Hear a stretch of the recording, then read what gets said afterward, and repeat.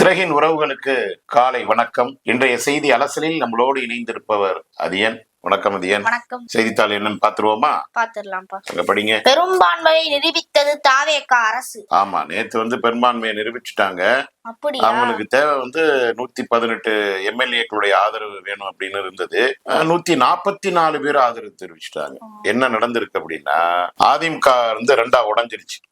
எடப்பாடி தலைமையில ஒரு அணி, CV சண்முகம், SP வேலுமணி, மருத்துவர் விஜயபாஸ்கர், கரூர் விஜயபாஸ்கர் இவங்க எல்லாம் சேர்ந்து அவங்க ஒரு அணியா பிரிஞ்சுட்டாங்க. அந்த அணியை சார்ந்த 25 எம்எல்ஏக்கள் தமிழக வெற்றி கழகத்துக்கு ஆதரவு தெரிவிச்சதுனால 144 பேர் ஆதரவை பெற்று இன்றைக்கு பெரும்பான்மையை நேற்று நிரூபிச்சுட்டாரு.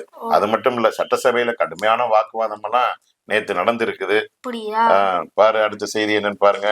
SP வேலுமணி, CV சண்முகம் கட்சி பதவிகள் பறிப்பு. ஆமா, அதாவது எடப்பாடி பழனிசாமி தான் இப்ப அதிமுகவுடைய பொதுச் செயலாளர். ஆமா, அப்ப கட்சியை உடைச்சுக்கிட்டு இவங்க போய் ஆதரவு தெரிவிச்சதுனால, தமிழக வெற்றி கழகத்திற்கு ஆதரவு தெரிவிச்சதுனால 26 மாவட்ட செயலாளருடைய பதவிய பிடுங்கிட்டார்.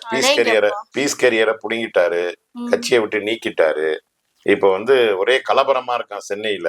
அதிமுக அலுவலகத்தை சுற்றி பாதுகாப்பெல்லாம் நிறைய போட்டிருக்காங்களாம். பல்வேறு செய்திகள் வந்துகிட்டே இருக்குது. இது இந்த 26 மாவட்ட செயலாளர்களை பறிச்சதோட மட்டும், அதிரடியா நீக்கினதோட மட்டும் இல்லாம புதுசா ஒரு 17 பேரை கட்சிக்குள்ள புதிய மாவட்ட செயலராக அறிவித்திருக்கிறதாக இந்த பத்திரிகையில செய்தி வந்திருக்கு. நீட் வினாத்தாள் விவகாரம் 5 பேரை கைது செய்தது CBI. ஆமா, ஏன்னா நேற்று நடந்த கேள்வித்தாள் வெளியானதுனால இப்ப இந்த தேர்வை ரத்து செஞ்சுட்டாங்க. அப்ப இதுக்கு யாரா காரணம் அப்படின்னு பார்த்து ஒரு 5 பேரை கைது செஞ்சிருக்கிறாங்க. என்னைக்கு நீட் தேர்வு வந்துச்சோ அன்னையில இருந்து இதே பிரச்சனை தான். அதனாலதான் நம்ம சொல்றோம், இந்த நீட் தேர்வே வேண்டாம், இது ஏழை எளிய மாணவர்களுடைய மருத்துவ படிப்பிற்கான கனவை தகர்க்கின்றது. எனவே இந்த தேர்வே வேண்டாம் அப்படின்னு தான் நம்ம சொல்லிட்டு இருக்கிறோம் தொடர்ச்சியா. ஆனா ஆட்சியாளர்கள் அதை பற்றி எந்த கவலையும் இல்லை. புதுச்சேரி முதல்வராக ரங்கசாமி பதவியேற்றார். 5வது முறையா முதலமைச்சராகிறார் ரங்கசாமி. என்ன இருக்காங்க? ஆமா, அடுத்த செய்தியை பாருங்க. அதிகாரிகள் சிறைபிடிப்பு, 5 பேர் கைது. ஏன் சிறைபிடிச்சிருக்காங்க அப்படின்னு பார்த்தோம்னா, பாத்தியா அந்த செய்திய? வேதாரண்யம் அருகே சிப்காட் தொழிற்பேட்டை, அதுதான் அந்த காவிரி படுகையில முப்போகம் விளைகின்ற பூமி. அதெல்லாம் என்றைக்கு காவிரியில தண்ணி வில்லையோ அதுல இருந்து 2 போகமா சுருங்கி இப்ப 1 போகம் விளையிறதே பெரும்பாடா இருக்குது.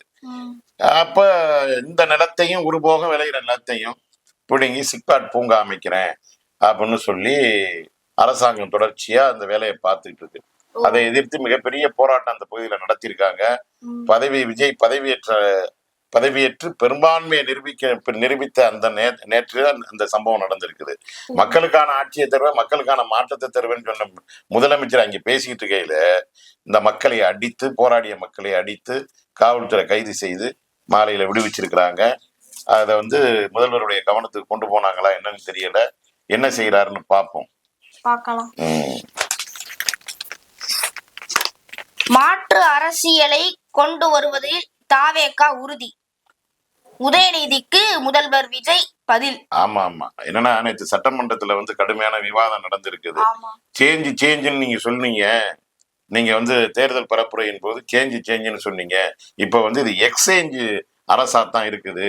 நீங்க மாற்று இல்ல, ஏமாற்று அப்படின்னு சொல்லிருக்க. எதுக்காக அப்படி சொல்றாரு? அதிமுக இந்த கூட்டணியில இருந்துச்சுன்னா பாரதிய ஜனதா கூட்டணி. தாவேகாவுடைய தலைவர் நடிகர் விஜய் என்ன சொன்னாரு அப்படின்னாக்க, எங்களுடைய கொள்கை எதிரி பாரதிய ஜனதா அப்படின்னு. கொள்கை எதிரி பாரதிய ஜனதாவோட கூட்டணியில வெற்றி பெற்ற அதிமுகவுடைய உறுப்பினர்கள் தான் இப்ப 25 பேர் இவருக்கு ஆதரவு தெரிவிச்சிருக்கிறாங்க. அப்ப இது எப்படி மாற்றா இருக்க முடியும்? இது ஏமாற்று தானே, இது குதிரை பேரம் தானே அப்படின்னு கடுமையா உதயநிதி நேற்று லெப்ட் அண்ட் ரைட்டு சட்டசபையில விஜய் வாங்கியிருக்காரு. அதுக்கு அவர் பதில் சொல்லியிருக்கிறாரு. அடுத்த செய்தியை பாருங்க. முதல்வர் விஜயின் ஜோதிடருக்கு வழங்கப்பட்ட அரசு பதவி ரத்து. ஆமா, நேத்து கூட நம்ம பேசிட்டு இருந்தோம். முதல்வர் அவர் தனிப்பட்ட முறையில ஒரு ஜோதிடரை ஒரு உதவியா வச்சுக்கலாம், எது வேணாலும் பண்ணிக்கலாம், என்ன வேணாலும் சந்தோஷம் வச்சுக்கலாம். ஆனா இவர் ஜோதிடர் என்ன பண்ணாக்கா, இவ்வளவு நாள் தமிழ்நாடு அரசியல் வரலாற்று நடக்காத ஒரு ஒண்ணு என்ன செஞ்சிருக்கிறாருன்னா, ரிக்கி ராதன் பண்டிட்னு அந்த ஜோதிடருக்கு அரசு துறையில ஒரு முக்கியமான பதவியை கொடுத்து தான் பக்கத்துல வச்சுக்கலாம்னு ஒரு முடிவு பண்றாரு. அப்புறம் பாத்தீங்கன்னா நேத்து எல்லா கட்சியும் கடுமையான எதிர்ப்பு. விடுதலை சிறுத்தைகள், இந்திய கம்யூனிஸ்ட் கட்சி, எல்லா கட்சியும் எதிர்ப்பு தெரிவிச்சு, பிரேமலதா விஜயகாந்த் எல்லாம் கடுமையா எதிர்ப்பு தெரிவிச்சு சொன்னதோட உடனே வந்து அந்த பதவியை அவர்கிட்ட இருந்து வாபஸ் பெற்று அவரை நீக்கி விட்டாரு.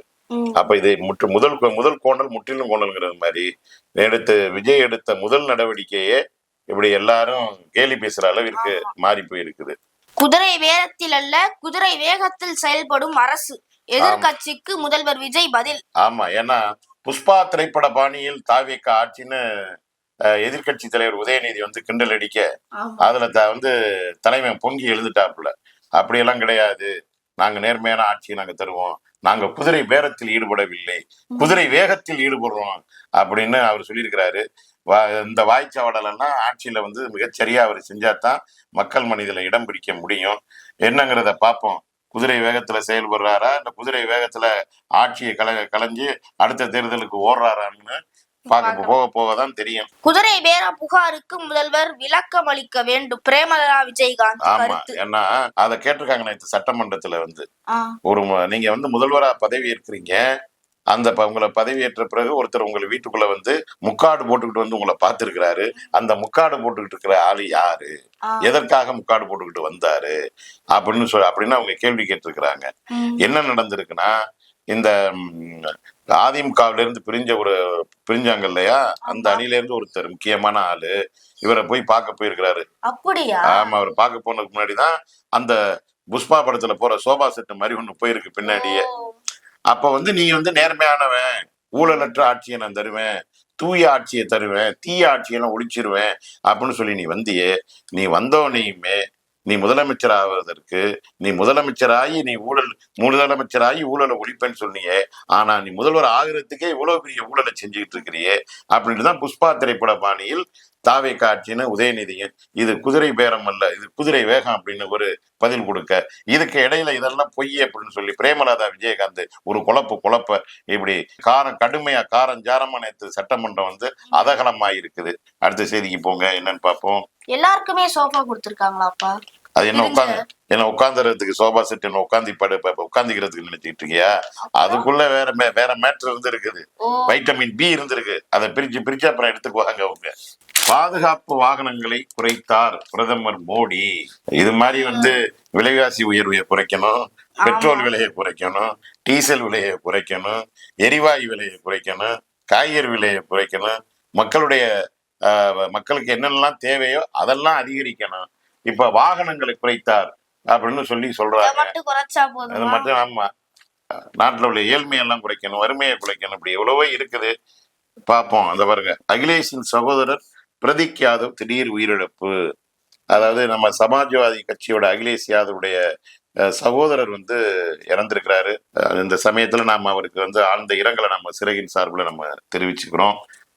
அடுத்த செய்தியை பாருங்க. நெல்லுக்கான குறைந்தபட்ச ஆதரவு விலை குவிண்டாலுக்கு ரூபாய் 2441 அதிகரிப்பு. இதெல்லாம் பத்தாது. நீண்ட காலமா விவசாயிகள் வந்து நாங்க உற்பத்தி செய்கின்ற நெல்லுக்கு குறைந்தபட்ச விலையை நிர்ணயம் பண்ணுங்க. இப்ப ஒருத்தன் வந்து ஒரு காய்கறி ஒரு மளிகை கடைக்கு போனோம்னா சோப்புக்கு என்ன விலை அப்படின்னு ஒரு முதலாளி வந்து சொல்றான். நான் தயாரிச்ச சோப்பு வந்து இவ்வளவு ரூபா, நான் தயாரிச்ச பிரஸ் இவ்வளவு ரூபா, நான் தயாரிச்ச ஒரு மேகி இவ்வளவு ரூபா அப்படின்னு அவன் நிர்ணயம் பண்றான். ஆனா விவசாயிகள் நான் விளைவிச்ச காய்கறிக்கு இவ்வளவு காசு அப்படின்னு சொல்ல முடியல. நான் உற்பத்தி பண்ண நெல்லுக்கு இவ்வளவு காசுன்னு சொல்ல முடியல. காரணம் இடைத்தரகர். இதையெல்லாம் ஒழிச்சு கட்டிட்டு குறைந்தபட்சம் எங்களுக்கு வந்து அரசாங்கமே நேரடியா வந்து நெல்லை எடுத்துக்கிட்டு குறைந்தபட்சம் இவ்வளவு ரூபா கொடுத்தா எங்களுக்கு நட்டம் இல்லாம இருக்கணும்னு நீண்ட காலமா சொல்லிட்டு இருக்கிறாங்க.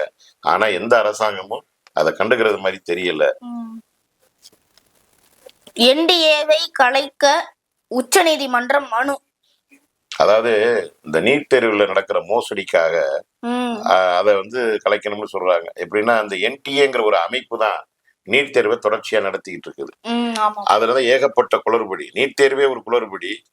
ஆமா, அதனால முற்றிலுமா நீட்டை வந்து எடுக்கணும் அப்படிங்கிறதுதான் நீண்டகால கோரிக்கையாக இருக்கின்றது.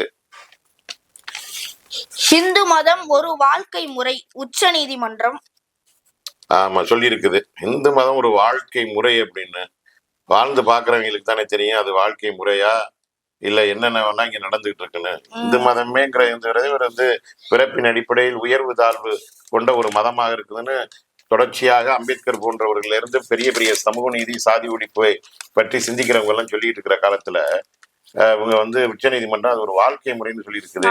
அதெல்லாம் வந்து எந்த விதத்துல நியாயமும் தெரியல. தமிழக உளவுத்துறை ஐஜியாக அஸ்ரா கார்க்கு நியமனம். யார் தெரியுமா அந்த அஸ்ரா கார்க்கு? நடிகர் விஜய் வந்து கரூர்ல பேசும் பொழுது 41 பேர் இறந்து போனாங்கல்ல கூட்ட நெரிசல்ல. அப்ப வந்து திமுக அரசு வந்து இதை விசாரிக்கிறதுக்கு இவரை தான் ஐஜியா போட்டாங்க. இந்த ஐஜியை தான் அதிகாரியா போட்டாங்க. அந்த அதிகாரியை விசாரிக்க கூடாதுன்னு நடிகர் விஜய் உச்ச நீதிமன்றத்துல மனு போட்டாரு. யாரு? ஆஸ்ரா கார்க்கு கரூர்ல நடந்த சம்பவத்தை விசாரிக்க கூடாதுன்னு. ஆனா இப்ப அந்த அதிகாரியே இவர் முதல்வர் பதவியேற்ற பிறகு தமிழக உளவுத்துறை ஐஜியாக நியமிச்சிருக்கிறாருன்னா இதுக்கு பின்னாடி வேற என்னமோ கூத்து இருக்குதுன்னு அர்த்தம். இப்படி பல்வேறு செய்திகள் வந்து இன்றைய செய்தித்தாளில் வந்து இருக்கின்றது. அதனால் தொடர்ச்சியாக நாம் அடுத்த அமர்வுல சந்திக்கின்ற வரை உங்களிடமிருந்து விடைபெறுகின்றோம். நன்றி, வணக்கம். வணக்கம்.